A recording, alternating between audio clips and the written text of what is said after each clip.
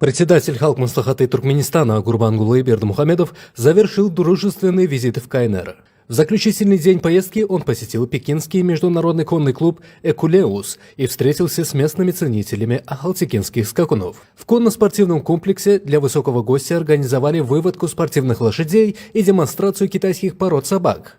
В свою очередь, туркменская сторона поделилась опытом сохранения чистоты породы уникальных алабаев. Осматривая скакунов, Гурбангулы Бердымухамедов, следуя старинному национальному обычаю, повязал на шею одного из ахалтекинцев традиционный оберег – аладжу.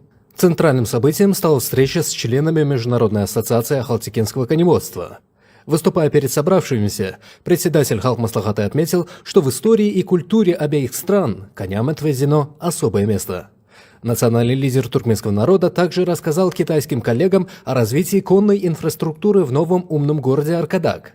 Там успешно работает Международная академия коневодства и базируется знаменитая группа национальных конных игр «Галканыш», шестикратный чемпион мира по джигитовке. В завершении встречи Гурбангулы Бердымухамедов пригласил китайских коневодов посетить Ашхабад для участия в апрельском национальном празднике туркменского скакуна, а также стать почетными гостями на торжествах в честь 35-й годовщины независимости Туркменистана в сентябре.